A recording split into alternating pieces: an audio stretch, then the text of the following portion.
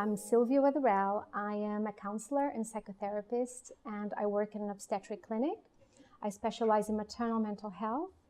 I am the co-founder of the free support group for mothers, Mindful Moms, and I have a special interest in maternal mental health, prenatal, postnatal depression, and anxiety, because being a mom is really hard work. And so I love to work with women who are having a difficult time. It's very fulfilling.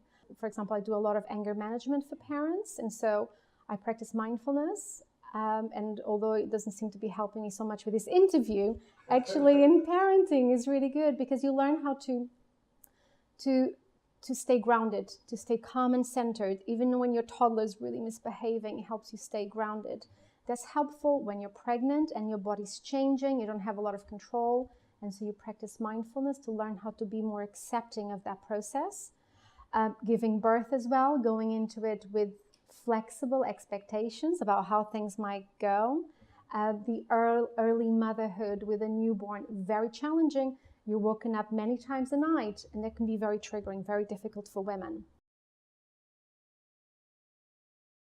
It is actually quite common to experience depression during pregnancy, and unfortunately, often women are told, oh, this is normal, it's just your hormones, and once you have the baby, you will feel fine. That's not always the case, and especially if the woman has come from a background of, there's a history of depression in the family, or she's had a personal history of depression, so maybe she was depressed when she was a teenager or at other times, then she's more likely to suffer from depression. In terms of signs and symptoms, it really varies from person to person, but depression, it can only make you feel very low mood, a lack of energy, a lack of interest and pleasure in activities. Sometimes it interferes with sleep. And the symptoms common for any other kind of depression, but it's happening as the woman is pregnant. The difficulty is that, yes, it's very challenging to be pregnant for many women.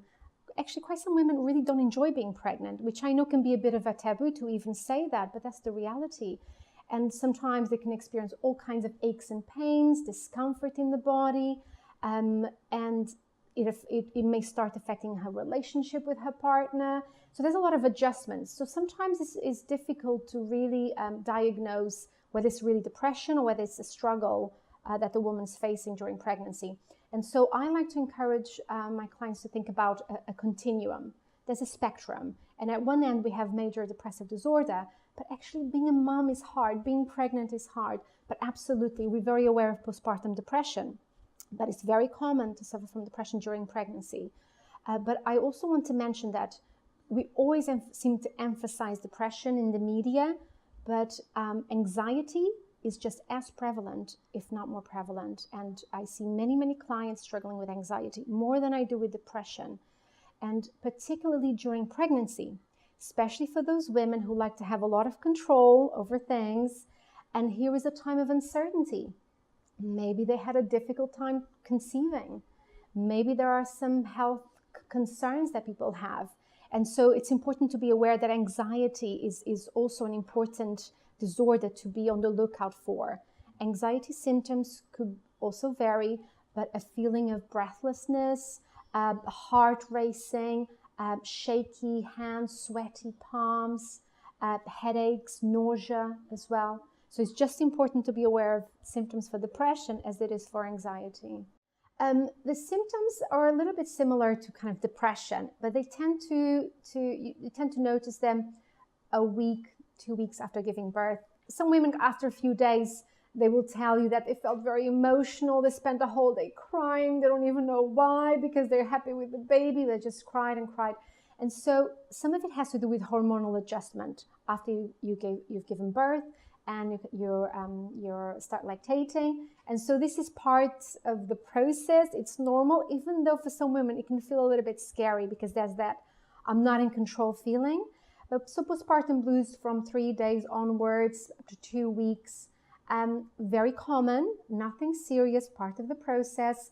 She may feel just more sensitive, more vulnerable, in need of more supports, more easily upset and overwhelmed. And I remember for me what happened was, I mean, I've always been emotional. I don't know how on earth I'm a therapist, But I remember very clearly, I think just after I'd given birth, and I was watching TV when I was breastfeeding, and these little puppies came, I think they were advertising toilet paper. And these little puppies were so cute, and they were jumping around. I was watching them on TV, and I just started crying. And just tears would just come out because I was just so moved by the puppies in the toilet roll frolicking around. And so that's just an example of it, because I'm kind of trying to make light of the situation. So for some women, baby blues might look like that. For others, it may come with more depressive thoughts and thinking. I'm not coping, I'm not going to be good at this, or my husband doesn't love me anymore. But this is part of the process. What distinguishes postpartum blues from postpartum depression is that if the symptoms last for longer than 2 weeks, so if there's a longer duration, it's persistent, it's not changing at all, then it's time to speak to a professional. If you've been struggling with these symptoms and I'm, feeling very down, lethargic, finding little pleasure in interesting things, very teary, struggling with sleep, which of course is very difficult to diagnose. Is there a real issue? Because mothers are so sleep deprived, they're so exhausted, they're recovering from giving birth, which we don't know how that went, which is also an important factor in terms of postpartum depression onset. If the woman has had a very difficult birth, that's another potential cause. And so it's so difficult, this process, even if everything has gone well. And so sometimes it's difficult to really know, is this postpartum depression, or is she just needs a really good night's sleep? And it has happened. I've seen clients and they are a mess. They're really fragile. They're crying. It's the end of the world. I'm never going to be a good mother. And then I see them a week later. I feel amazing. I slept for 2 nights in a row because my husband helped me, and I just had that enough sleep to feel like I'm functioning. I'm a full human being now. I feel amazing. And so what is important is that the woman gets help and supports. A lot of women have this, and I'm one of them. And I thought, I'm strong, I'm independent, I can do this on my own, I'm going to be super mom, and I've had all this training, I know what I'm doing. This is not a good idea. This is not the time to do that. And when people say it takes a village to raise a child, I think it's really important. We can't do this on our own. And so learning how to ask for help is the most important thing you can learn how to do, to be vulnerable and say, I'm struggling here. Can you please help me tonight getting up with the baby? Mom or mother-in-law, if she's nice, can you please bring some cooked meals for me? Getting support is essential. I think it's good to listen to others' feedback, especially trusted friends who know you well. But you need to be able to also be open with the people that you trust, your partner, your friends, your close family members. Tell them what's going on for you, just to have an idea of, is this, where am I at with this? The difficulty is that if you're just asking that of yourself without anybody's input, you're going to, I witnessed this. Women tend to, it's almost like they just push themselves. Come on, you're fine. Don't be such a drama queen. Just look at her. She's having a much harder time. What's wrong with me? Just toughen up and deal with it. It's like they're kicking themselves, pushing themselves from behind, being quite harsh. So my concern with that is that they might not be very good at recognizing that they need help. And so this is where the social support comes in. There need to be people there supporting the mother and looking out for these symptoms. Because mothers will tend to just brush it aside.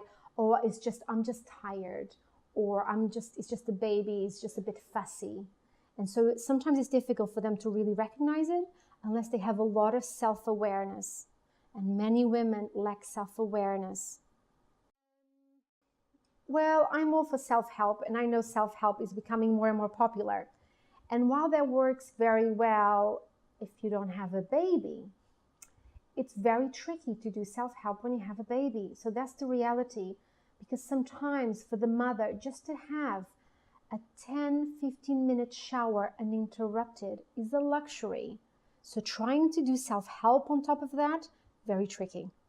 So I would say you need support. And we're talking about practical support in terms of helping with the baby, helping with the home, Getting out of the house and meeting with other moms or good friends to just have a coffee and chat. Family members, it could be professional support, it could be a psychiatrist, psychologist, psychotherapist. I think you need help. Yes, very difficult to do it on your own. This is not the time. So there are two great clinics in Singapore, and so you have the women's clinic at KK Hospital, and you have the women's clinic at NUH, and they both have great psychiatrists, psychologists, counselors, social workers, and they provide reasonable fees, so it's not too costly, and they have that specialized care, which I think is really important. This is a difficulty because if you go to just a regular counselor or therapist that doesn't really understand perinatal mental health, if a woman goes to one of those providers and says, I'm having these scary thoughts about the baby falling down the stairs or rolling off the bed, they might interpret that not in the best way, because I would say, for example, that's actually quite common and I wouldn't be so freaked out about it, and so we would explore it further. And so accessing specialized support would be really good. So KK, NUH, great clinics.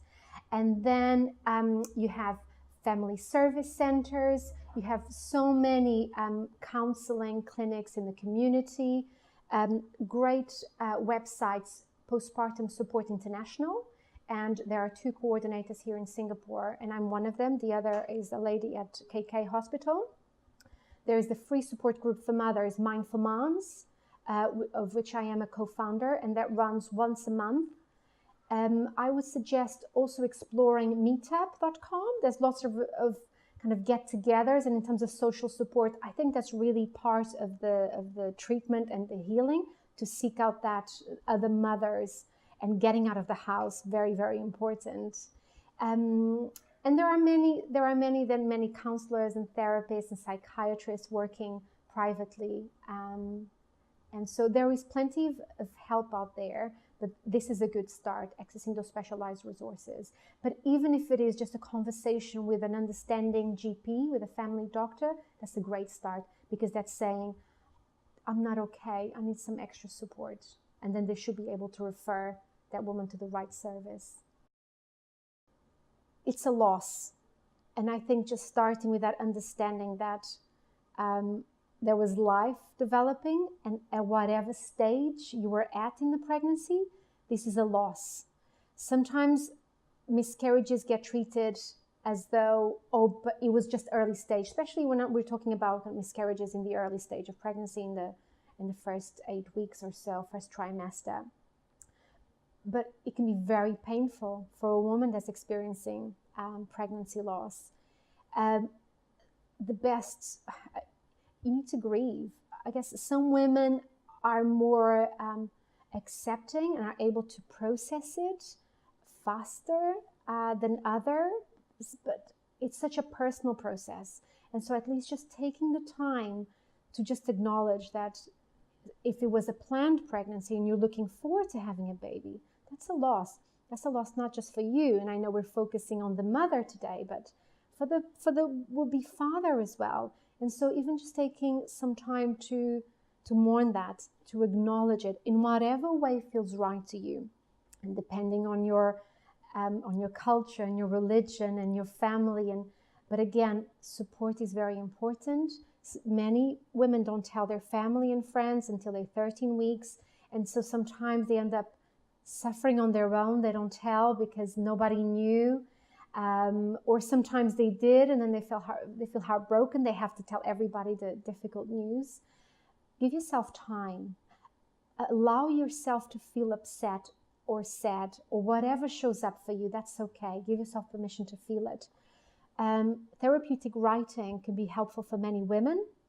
And so just keeping a journal, something that you write 10 minutes before you go to bed every evening about whatever feelings or thoughts are there for you. And I think that's really important. It gives yourself an opportunity as well to process what you're going through. And then if we're talking, later stage pregnancy loss, stillbirth, I would say get support for this. This is a really, it's a big loss. It can be it can cause trauma, and you need as much support as you can get. And women do recover, and yet it's important for the partner, when you say, what can the people around this woman do to support her? It's really important that the couple comes together and give each other permission to grieve in whatever way they're grieving. Men tend to grieve very differently from women, and even if it doesn't make sense, giving each other space and love and kindness and understanding that we're in this together and we were hopeful, and yet we lost this baby or this life. It's a loss like any other. And what is important is that the woman doesn't start judging herself, or that the family doesn't judge her for the way that she's feeling. Oh, at least you've got another child. Oh, at least you know you can get pregnant. This is not helpful. These are not helpful things to do. Even just saying, I'm sorry for your loss, and I'm here if you need to talk. The worst thing you can do, and I hear this unfortunately, is that, my friend knew I'd lost the baby and she crossed the road so she wouldn't have to. I saw her look at me and she crossed the road. Because the reality is that we are so uncomfortable with this because we don't know what to say, and out of our own discomfort, we avoid. Please don't do that. And so the best thing you can do is to acknowledge it and just say, I heard about what's happened. I am very sorry to hear this. And notice the mother's face, the woman's face, or the man's face.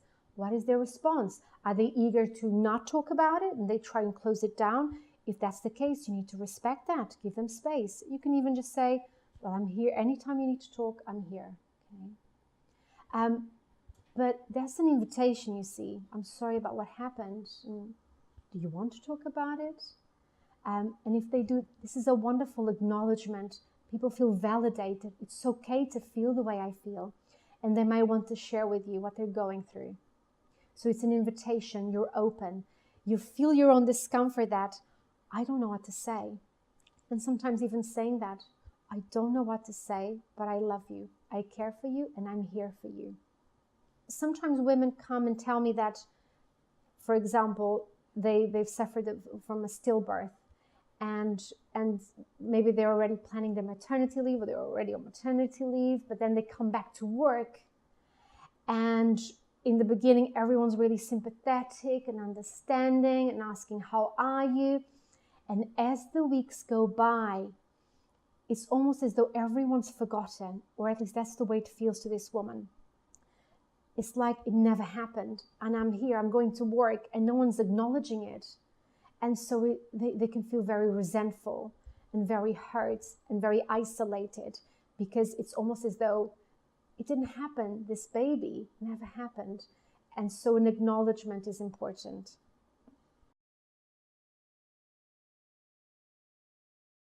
There is still a lot of stigma around seeking psychological support, almost as though I have to be crazy to go and talk to somebody professional, and only if I'm really desperate and suicidal will I seek help. And I think that's a real shame. And what can I say to change their minds is that we underestimate the impact that our mental health has on our life and on our health. And if you think, for example, in terms of pregnancy, mental health issues affect about 20% of women. That's a huge statistic if you think about it, and this is double than diabetes. And the hospitals will spend a lot of money in treating diabetes in pregnancy. Not as much emphasis on mental health, but this has a cost. It has a cost to us individually in terms of productivity at work. You miss days because you're stressed or anxious or you're depressed. And so it has an impact on our productivity, our general day-to-day life and well-being. It has a huge impact on our children. And so for us to give them the best start in life, and I know we're here very much brain development and academics, you want to give your baby, your child, the best starts, even before they go to the tutoring center. You want a healthy mother, you want a healthy father, and that includes good mental health. And And I'll tell you now that the women who come to see me, the women who go and see their GP and tell them about their struggles, they have a lot of courage. It takes real courage, especially in an atmosphere where there's some stigma and taboo around seeking professional support. It's not a sign of weakness, it's a sign of courage that they're seeking extra support. You get them to imagine this is your child going through this, the issue that you're struggling with. What would you say to your child if your child came to you struggling with this? Would you tell your child just to get over it, to snap out of it? Would you give her a big hug and encourage her to look after herself, to get extra help, and to reassure her? That's the best way. You know why? Because when I meet women, they're so motivated, they're so caring, they want to be the best parents. They want to be, even if they had a great mother, they want to be even better. And that is great motivation then to look after themselves well. And I ask them, would you like your child to be really confident and be kind to herself and be self-compassionate and not to give herself such a hard time and to be so critical towards herself as you are being now? And then I say, you need to show your child how to do it. They're not going to learn from what you say. They're going to learn from your example. So that's the best way to motivate a pregnant woman or a new mother to seek help and support. You start with that empathy for their child, so you can foster more self-compassion, so they can get that support. So in terms of my closing comments, I would just like to emphasize that at least 20% of women suffer from a mental health disorder perinatally, pregnancy and postpartum. Something we haven't really spoken about, but I'd like to just bring up at the end here, is that actually 10% of fathers suffer from postpartum depression. We were talking about stigma before for women. Oh my goodness, for fathers, that's a whole other conversation. My final note, and I've talked a lot about seeking support, and I think I've made that point well, hopefully, but I just wanted to encourage something that we do in our support groups as well. Start having more honest conversations with your friends. You know, the mommy friends with whom you go on play dates? Because sometimes women come to see me and they think, but look at her, she's coping, she's got 3 children, she's happy and everything looks great, she's always got a makeup on, and they feel very isolated. What they don't know is actually I've been treating that friend for months. And so we're not being honest with each other. There's also this fear of being judged as a bad mother if I admit to feeling very anxious about my baby, waking up my baby 5 times a night to check if the baby's breathing, which is quite common, by the way, or to struggle that I'm feeling very upset in my relationship with my husband, I don't feel he's supportive, or that actually I'm just feeling bored and I'm missing work. Sometimes just having honest conversations with other mothers can be really freeing, because I feel like the media sells us this idea that when you become a mother, you will be so happy and fulfilled and content and it will be amazing. Yes, and there will be moments when you might be bored and you might be angry and you might be sad or upset or anxious. And so all of these form part of being a mother, and being mindful of that, connecting to other mothers in a more honest way so we can better support each other. And let's be kinder to ourselves, less critical and judgmental of ourselves. Let's be kind to ourselves. That's the best thing you can do. So then we become less judgmental of others, regardless of whether she's bottle feeding, breastfeeding, whether she's feeding the baby organic, self-weaning, or shoving mouthfuls. It doesn't matter. We are all doing our best. So coming at it from a place of compassion, even if it doesn't make sense, you don't know that mother's background. And so helping to create more integration, even if you have different philosophies, you don't know what it's like for the other person. We're all doing our best. So let's support each other in this.